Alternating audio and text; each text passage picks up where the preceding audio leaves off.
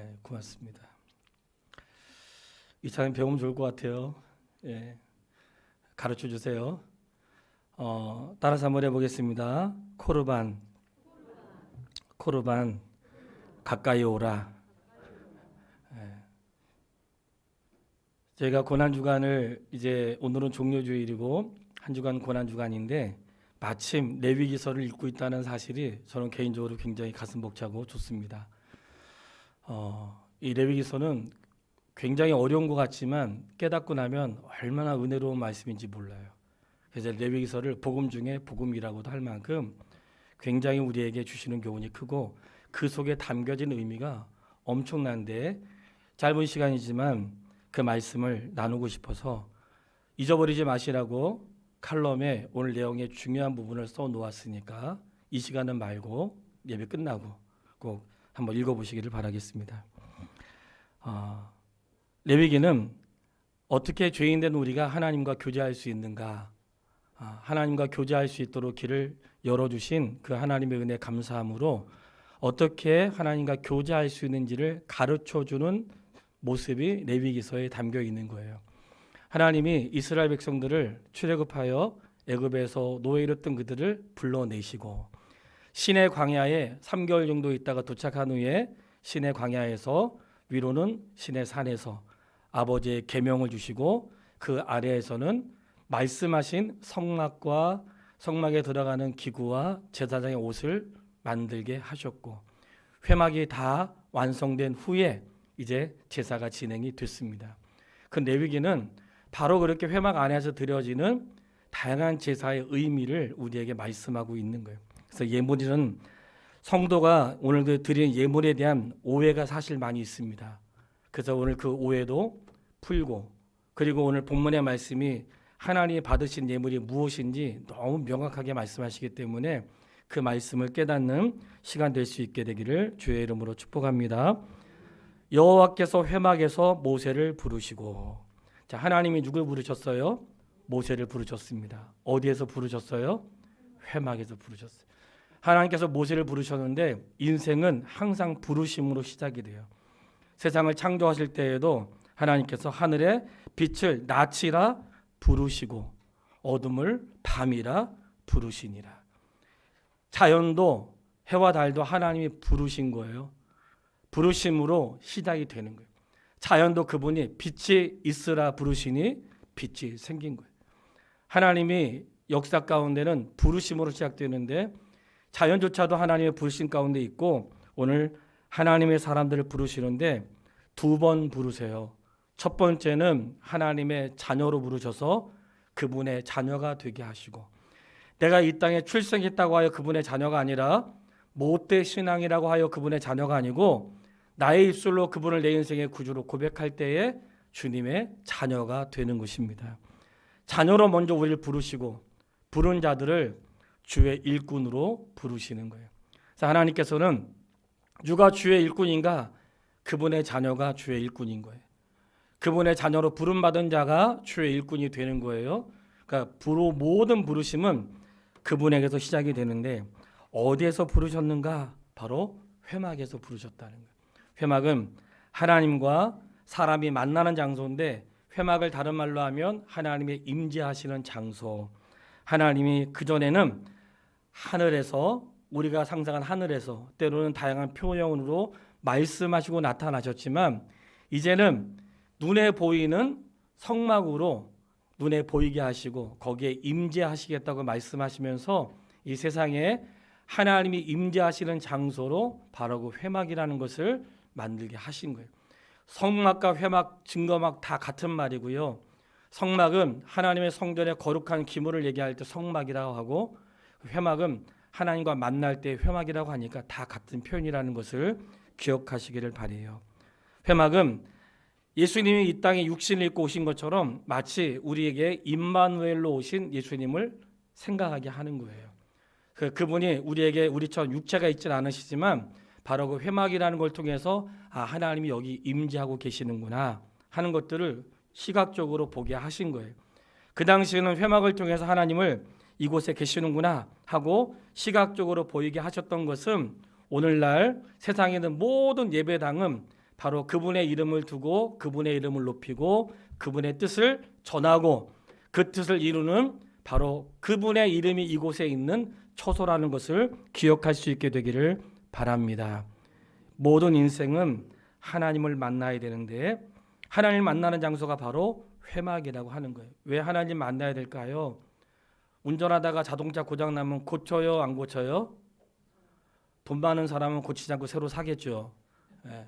어쨌든 고쳐야 쓴다고. 집안에 뭐 하다가 안 되면 고장 난 거 다 고쳤어요. 새로 사는 것도 고치는 거예요. 인생이 에덴에서부터 고장이 난 거예요. 고장난 인생은 어디 가야 고치는가? 하나님 만나야 고쳐집니다. 아무리 다른 데 간다 고쳐지지 않아요. 뭐 마음을 따뜻하게 하고 마음을 평안하게 하는 데 간다 고쳐지지 않습니다. 내 마음을 즐겁게 하는 곳에 가도 고쳐지지 않아요. 잠시 잊을 수 있고 뭔가를 의지함으로 할 수 있지만 고쳐지는 거 아니에요. 이전에 중국 선교를 하는데 선교 마치는 날 선교사님을 방문하신 어느 목사님이 계셨어요. 너무 수고하셨다고. 그때 산을 걸어갔다 내려왔는데 너무 수고하셨다고 발 마사지 해주겠다고 마사지 받으러 가자 그러시더라고. 제가 그래서 목사님들과 같이 선교를 마치는 마지막 날 갔어요. 갔는데 나는 무슨 말인지 못 알아듣잖아요. 못 알아듣는데 오신 분이 뭘 이렇게 다리가 힘들 때에는 뭘 발라야지 시원하다는 거야. 그러니까 우리는 모르니까 다 해달라고 했잖아요. 나중에 그분이 들어오셔서 하시는 말씀이 그거는 낫게 하는 게 아니고 통증을 없애주는 거라는 거예요. 네. 정말 신기하게 통증이 하나도 없는 거예요. 근데 그분이 와서 마사지는 안 하고 그만 바르고 갔어요. 그러니까 나중에 얘기하더라고요. 그거는 실제 치료가 아니라 그냥 치료된 것처럼 속이는 거라는 거예요. 놀랍게도 세상에는 가짜가 너무 많아요. 속여. 진짜인 것처럼. 근데 진짜가 아니에요. 오늘 하나님의 사람뿐만 아니라 왜 하나님 만나야 되는가? 고장난 인생은 그분을 만나야 고장에서 고쳐지는 거예요. 다른 곳으로는 인생이 고쳐지지 않아요. 하나님은 회막에서 그 인생을 만나기를 원하셨던 거예요. 사람은 내가 만나는 사람이 그의 신분에 격이 맞다고 생각하고 어울려도 끼리끼리 어울리고 괜찮은 사람과 어울리고 높은 사람 알면 마치 엄청난 거 아는 사람 같잖아요. 뭐 딱지 한번 뛸면 나 경찰청장 안다 그러고 어떤 사람 대통령 안다고 막 그러잖아요. 그 사람의 힘을 빌리고 싶고 내가 누구의 친구인지를 말하고 싶어요. 하나님이 우리를 만나신다는 것은 보통 일이 아니에요. 근데 심지어 성경에 뭐라고 말씀하시냐면 죄인을 만나시는 장소가 회막이라는 거예요. 오늘 우리가 아버지 앞에 나와서 예배를 드리는데 어쩌면 성도님들은 목사에게 또는 자신의 삶에 떳떳하게 나와서 예배할 수 있을지 모르지만 사실 우리는 떳떳하게 예배할 수 있는 인생이 아닙니다. 그분이 만나주지 않으시면 만날 수 없는 인생인 거예요. 근데 회막은 하나님이 만나시겠다고 내려오신 것이고 만나기 위해 만든 곳이에요. 우리는 그분을 만날 수 없어요. 그렇기 때문에 아담과 하와가 잘못했을 때 아담과 하와의 인생이 고장났을 때 만날 수 없으니 하나님이 직접 가죽옷을 지어서 그들에게 입혀 주셨고 노아도 아브라함도 야곱도 그리고 이삭도 다 돌 제단을 쌓고 그곳에서 하나님의 만남이 있었어요. 이스라엘 백성들이 광야를 행진하는 동안 이제는 눈에 보이지 않는 하나님이 아니라 시각적으로 볼 수 있도록 성막을 만드시고 거기서 하나님을 만날 수 있는 기회를 주신 거예요. 오늘 성도는 바로 이 예배의 자리에서 그분을 만나는 줄 믿습니다. 주께서 말씀하시기를 출애굽기 25장 22절에 거기서 내가 너와 만나겠다. 거기서 내가 너와 만날 것이다. 거기가 어딜까요? 놀랍게도 거기서 내가 너를 만날 것이라고 하는 것은 속죄소를 말하는 거예요. 속죄소는 당시의 성막의 구조를 볼 때 지성소와 성소로 나누어져 있고 지성소와 성소를 보호하기 위한 성막의 뜰로 이렇게 가리워져 있었어요. 그러니까 이 지성소는 법궤가 있고 그 위에 속죄소로 덮여 있는데 마지막 하나님의 임재 장소를 의미하는 거예요. 속죄소는 무엇하는 곳인가? 1년에 한 번 제사장이 한 번밖에 들어갈 수 없고 한 번 들어가서 자신과 모든 백성들의 죄가 용서받는 제사를 드리는 곳이 속죄소라는 곳이에요. 하나님이 어디에서 우리를 만나겠다고 말씀하시는가? 바로 그 속죄소에서 만나겠다고 하시는 거예요. 할렐루야. 얼마나 놀라운 일인지 몰라요. 내가 헌신하는 자리, 내가 충성하는 자리, 내가 성공한 자리, 내가 높은 곳에 있는 자리, 내가 사람들로부터 인정받는 자리에서 만나는 게 아니고요. 나의 죄가 용서받는 자리에서 하나님 만나시겠다는 거예요. 오늘 우리는 놀라운 하나님의 은혜 입고 있는 거예요. 우리가 몰라서 이렇게 예배드리고 있는 것이지 정말 그분의 은혜를 알면 알수록 우리는 그분 앞에 겸손할 수밖에 없고 내가 무엇을 드려도 이게 얼마나 부족하다는 사실을 깨닫게 될 것이에요. 오늘 주님이 우리를 만나시는 장소는 내가 성공하고 사람들로부터 인정받는 자리가 아닙니다.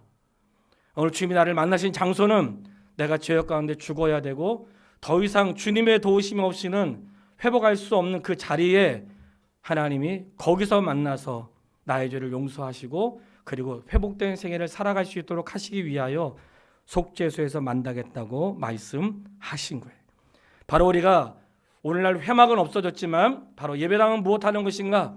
당시에 있었던 모든 예배 성막의 구조와 거기에 있었던 기구들이 다 예배 요소 안에 다 스며들어 있는 거예요. 그렇기 때문에 예배 시간에 마음을 같이 해야 될 이유가 있는 것입니다. 회막은 하나님이 만나는 장소고 특히 누굴 만나는가? 죄인된 나를 만나는 거예요. 성도님, 내가 돈 잘 벌다고 떳떳하게 예배당 나올 수 없습니다. 헌금 많이 한다고 떳떳하게 교회 나올 수 없어요. 내가 주 앞에 봉사 많이 한다고 떳떳하게 나올 수 없어요. 혹시 그렇게 나오면 잘못 알고 계신 거예요. 오늘 그래서 그 말씀을 드리려고 하는 거예요. 회막에서 만나자고 하셨어요. 따라서 한번 해보겠습니다. 회막은 예수 그리스도의 모형. 자, 누구의 모형이에요? 자, 성경에는 특히 구약 성경은 모델하우스라고 해요. 앞으로 지어질 것에 대한 모델하우스, 앞으로 일어날 것에 대한 어떤 샘플, 이렇게 구약을 해석하면 훨씬 좋을 것 같아요. 그 중에서도 창세기, 출애굽기, 레위기, 민수기, 신명기를 모세오경이라고 하는데 성경의 시작이잖아요. 굉장히 중요한 부분이에요. 이 앞에서 시작된 부분을 가지고 뒤에 것들을 말하기 때문에 저희가 성경 전체가 끝나면 모세오경을 수요일 날 강의하는 시간이 있을 거예요. 어쨌든 회막은 바로 그렇게 모델하우스와 같은 곳인데 그 회막 자체가 예수님을 상징하고 있다는 거예요. 하나님께서는 우리로 하여금 예수님을 상징할 수 있는 것들을 사람을 통해서도 예수님을 생각나게 하시고 건물을 통해서도 예수님을 생각나게 하시고 어떤 예식을 통해서 그분을 생각나도록 하셨던 거예요. 그래서 심지어는 로마서 5장 14절 말씀 우리 같이 읽어보겠습니다. 로마서 5장 14절 말씀.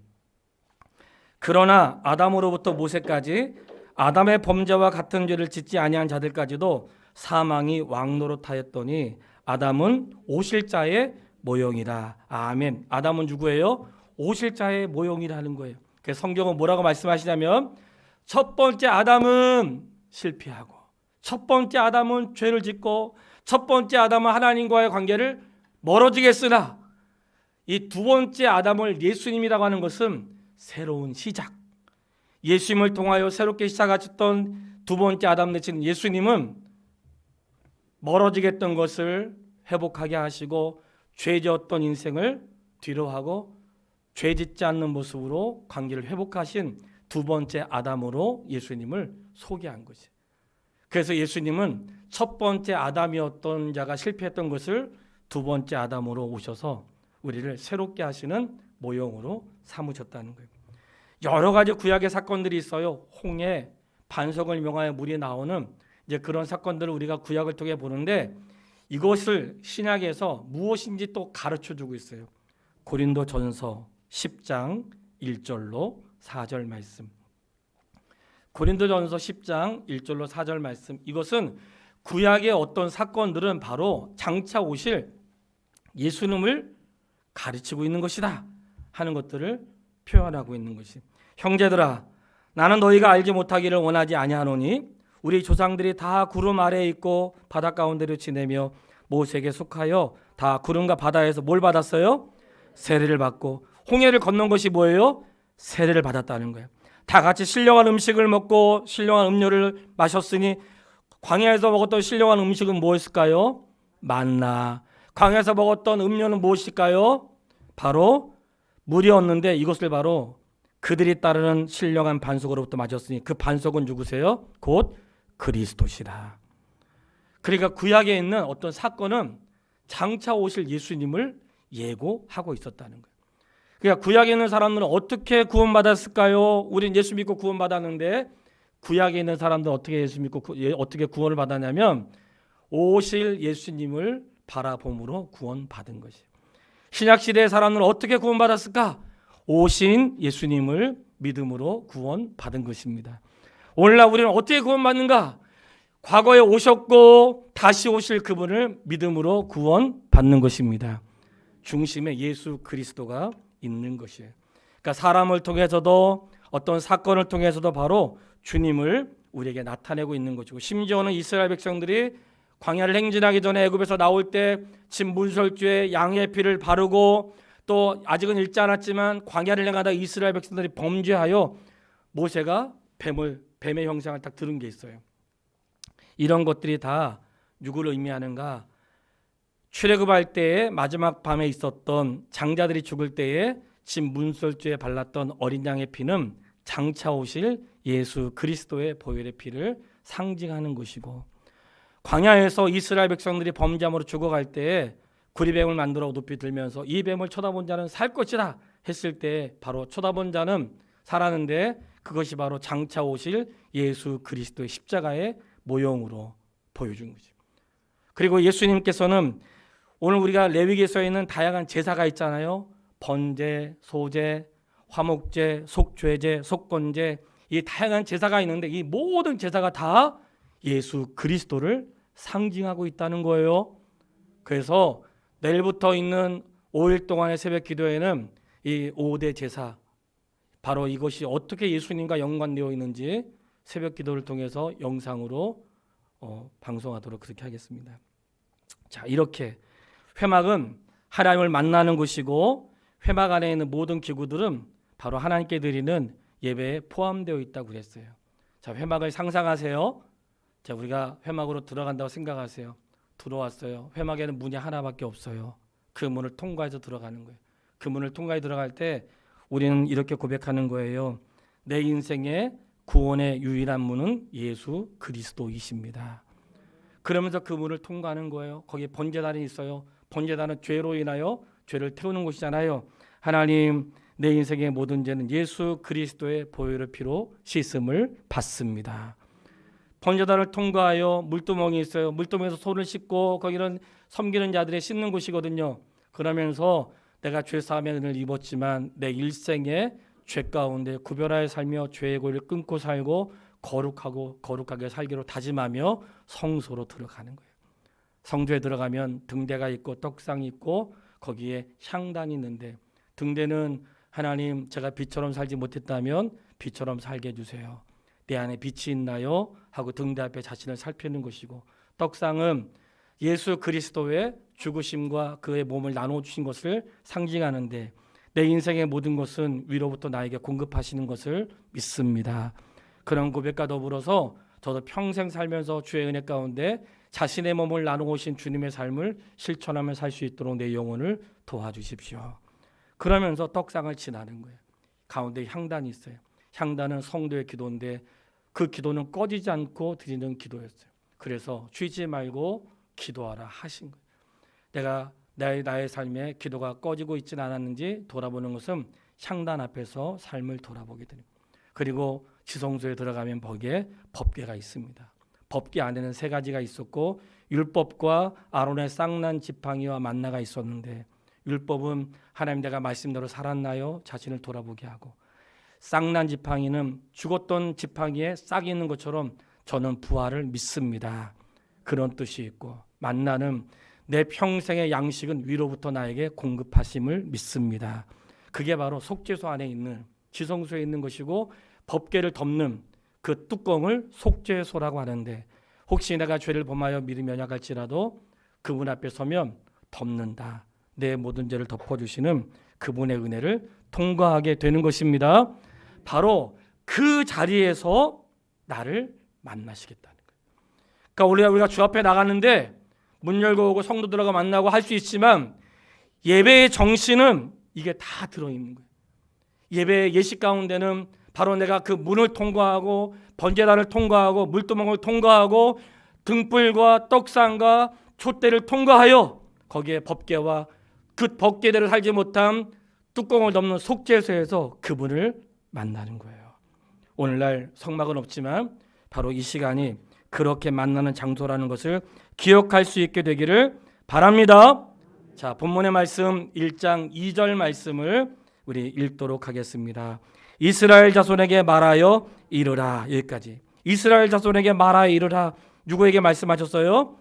이스라엘 자손에게 말씀하셨어요. 하나님은 자기 백성에게 말씀하십니다. 자기와 관계없는 자들에게 말씀하지 않으세요. 하나님은 자기 백성에게 말씀하시는데 어떻게 말씀하시는가? 그냥 말씀하신 게 아니에요. 이스라엘 백성을 애굽에서 건져내서 시내산에서 약속을 체결할 때에 하나님이 이스라엘 백성들과 약속을 맺은 거예요. 그냥 말씀하신 게 아니에요.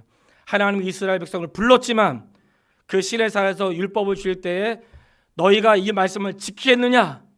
저희가 지키겠습니다. 그러므로 약속이 체결된 거예요. 마치 우리가 집을 구하거나 뭘 할 때 살 거예요? 안 살 거예요? 계약할 거예요? 안 할 거예요? 하다가 계약하겠습니다 하면 계약하면 물릴 수 있어요? 없어요? 없지요. 그런 것처럼 하나님이 백성들에게 먼저 확인하신 거예요. 너 나의 백성 할래? 하지 않을래? 그리고 나의 말씀대로 살래? 살지 않을래? 너희가 결정해라 할 때 이스라엘 백성들 저희가 다 같이 준행하겠습니다. 그러므로 계약이 체결된 거예요. 그래서 하나님은 누구에게 말씀하시는가? 자기 백성에게 말씀하시고 그분의 백성은 왕이시 그분의 말씀을 듣는 거예요. 오늘 구원받은 자는 바로 세례는 그런 것이에요. 세례받지 않은 사람들, 예수 믿지 않는 사람들은 주의 뜻대로 안 살아도 돼요. 상관없는 사람들이기 때문에. 내가 세례를 받았다는 것은 마치 시내산에서 이스라엘 백성들과 약속을 체결한 것과 똑같은 거예요. 너 말씀대로 살래 안 살래? 그렇게 살겠습니다. 그게 바로 세례받은 자의 모습인 거예요. 성도가 세례받고 잊었다면 이런 성찬과 세례를 통해서 나는 하나님과 그런 관계 속에 있는 것이구나 하는 것을 잊지 않게 되기를 바랍니다. 2절 말씀을 처음부터 끝까지 다시 읽겠습니다. 1장 2절. 이스라엘 자손에게 말하여 이르라. 너희 중에 누구든지 여호와께 예물을 드리려거든 가축 중에서 소나 양으로 예물을 드릴지니라. 아멘. 너희 중에서 누구든지 여호와께 예물을 드리려거든. 너희 중에 누구든지. 항상 하나님은 누구든지 그분 앞에 나올 수 있게 하셨고요.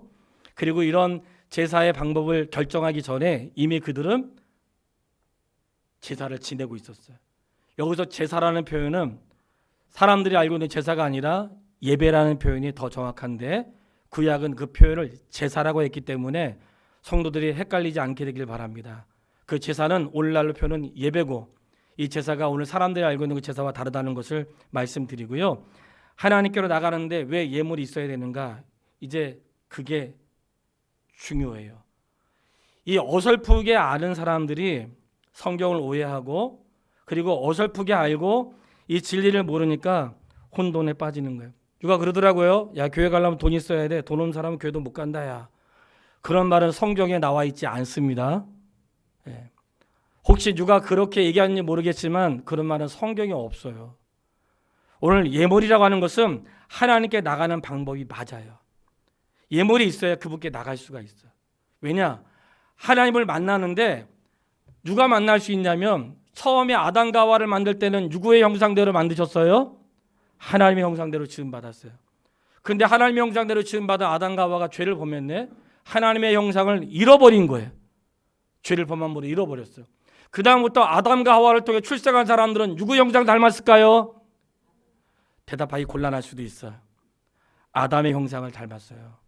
성경에 분명히 그렇게 기록을 해놓으셨어요. 그렇기 때문에 우리가 하나님의 형상을 닮지 않았다는 게 아니라 아담을 쫓아 아담의 기질을 가지고 태어났다는 것을 말씀하고 있는 것이에요. 그래서 하나님을 만나려면 하나님의 형상을 회복해야지만 만날 수 있는 거예요. 근데 우리가 하나님께 만날 수 없으니까 오히려 하나님이 우리가 하나님을 만날 수 있도록 기회를 허락해 주신 거예요. 성도님, 예배를 봐주는 게 아니에요. 목사 봐주려고 오는 거 아니에요? 교회가 불쌍해서 오는 거 아니에요? 교회 가난하니까 헌금이나 하지 뭐. 그렇게 하는 거 아닙니다. 성도님, 예배는 봐주는 게 아니라 예배는 드리는 것입니다. 혹시 내가 아예 좀 봐주지 뭐 그런 마음으로 왔다면 빨리 바꾸시기를 바라요. 예배는 하나님과 만날 수 있는 교제하는 장소인데 우리는 그냥 만날 수 없다는 거예요. 그래서 뭔가 예물을 드리려고 하는데 예물은 놀라웠게도 하나님이 받으신 예물이 뭐였어요? 본문에 정확히 기록되어 있는데 여호와께 예물을 드리려거든. 그 다음 같이 읽겠습니다. 가축 중에서 소나 양으로 예물을 드릴지니라. 자, 다 소하고 양 다 잡아 오셨죠? 다 먹고 오셨나? 가축 중에서 소나 양으로 예물을 드리라는 거예요. 그러면 우선 여기까지 생각해 보세요. 소나 양을 가지고 왔어요. 이 짧은 시간에 다 말씀드릴 수 없지만 새벽기를 통해서 한다는 거 기억하시고요. 혹시 참여 못하시더라도 꼭 방송을 듣고 확인하세요.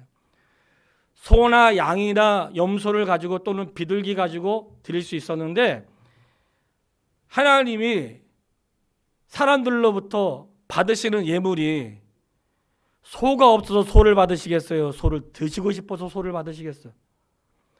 양을 드시고 싶어서 양을 받으시겠어요? 왜 소와 양으로 예물을 드리라고 하셨을까? 그러니까 사이비는 항상 돈을 요구하잖아요. 그러니까 조금만 생각하면 우리가 금방 알 수 있는데 하나님은 우리에게 그런 걸 요구하시는 게 아니에요. 예물은 무엇이냐면 하나님을 만나기 위해서는 뭐가 있어야 돼요? 죄를 지은 모습으로는 안 된다는 거예요. 그렇기 때문에 아담과 하와도 하나님을 만날 수 있도록 하나님이 어떤 짐승을 잡아서 그에게 옷을 입혀준 것은 너의 힘으로는 나를 만날 수 없다는 거예요. 그때 나를 만나기 위해서는 누군가 죽어야 된다. 왜냐하면 죄의 결과는 사망이기 때문에 누가 죽어야 돼요. 내가 죄 질 때마다 죽으면 이 세상에 살아있을 사람이 한 명도 없겠죠. 그렇기 때문에 죄는 죽어야 되는 것이지만 하나님은 나 대신 짐승을 통해 그 일을 행하시는 거예요. 짐승을 통해서 짐승의 죽는 것을 목격하면서 내가 저렇게 죽어야 되는데 죄 때문에 피를 흘리고 죄 때문에 내가 죽는 것인데 그거를 목격하게 하시고 그 짐승을 잡을 때에 짐승의 머리에 손을 올려가지고 내 죄를 그 짐승에게 전가시키는 거예요. 그게 안수예요. 그래서 짐승이 나 대신 죽는 거예요. 하나님이 바로 무엇을 요구하시는가? 소나 양이나 염소나 이렇게 드리려고 한 것은 나 대신 누군가가 죽어야 된다 하는 것을 예고하신 거예요. 그 나 대신 죽어야 되는 게 소와 양인데 1년에 한 번씩 그렇게 하다 보니까 그걸로는 매번 해야 되고 1년에 한 번씩 해야 되고 제사장도 엄청 많아야 되는데 제사장도 죽으면 그 다음 제사장이 하고 다음 제사장이 하고 심지어 제사장도 자기의 죄를 위해서 속죄의 제사를 드리고 들어가거든요. 그러니까 어느 누구 완전하지가 않은 거예요. 그래서 온전하신 분이 필요한 거예요. 그분이 바로 예수 그리스도이십니다. 에베소서 5장 2절 말씀을 읽겠습니다. 하고 한 장 더 살펴볼 거예요. 결론의 말씀으로. 에베소서 5장 2절 말씀 같이 읽겠습니다. 그리스도께서 너희를 사랑하신 것 같이 너희도 사랑 가운데서 행하라. 그는 우리를 위하여 자신을 버리사 향기로운 제물과 희생 제물로 하나님께 드리셨느니라. 예수님이 어떻게 돼요? 예수님 자체가 향기로운 제물이시고 희생 제물이 되어 하나님께 드렸다는 거예요. 자, 이제 답이 나왔어요. 아, 예물이라고 하는 것은 가져간다는 뜻이구나. 근데 예물이라고 하는 것은 하나님을 만나기 위해서 필요한 것이구나. 근데 하나님께서 무엇이 필요한가? 우리의 성도의 시간과 성도의 돈과 성도의 재산이 아니고 하나님께서 받으시는 예물은 예수 그리스도의 보혈의 피라는 거예요. 예수 그리스도의 보혈의 피가 예물이라는 거예요. 이 말씀의 중심은 내가 주 앞에 와서 헌신하고 자기의 물질을 드리고 인생을 드려도 예수님의 공도 의지하지 않고 자기의 멋으로 자기의 즐거움으로 자기의 자랑거리로 돈 자랑하기 위해서 힘 자랑하기 위해서 능력 자랑하기 위해서 했다면 죄송하지만 연락되지 않습니다. 주님이 원하신 예물은 무엇인가? 어떤 사람도 안 된다는 거야. 주님이 원하시는 것은 바로 온전한 희생 제사인데 죄인은 할 수 없다는 거예요. 너희가 나한테 나오려면 반드시 예물이 필요한데 그 예물은 우리가 드리는 몇 푼의 헌금이 아닙니다. 우리가 헌금을 드릴지라도 이 사실을 알고 드려야 예물을 받으시는 거예요. 우리의 헌금을 받으시지만 헌금을 받으시는 게 아니고 내가 예물을 드리기 전에 하나님, 저는 예수 그리스도의 공로 의지하며 나왔습니다. 오늘도 제가 예수님의 보혈을 의지하며 나왔습니다. 나는 예수님의 보혈을 통하지 않고는 나는 죄인입니다. 그 사실이 하나님 보시기에 향기로운 제물이 되는 거예요. 그런 신앙의 고백이 향기로운 제물이 되는 거예요. 하나님이 받으시는 제물은 무엇인가? 예수 그리스도를 의지하는 그 믿음입니다. 그 믿음을 받으시고 그분의 공로를 의지하여 나가는 그것이 진정한 예물이 되는 거예요.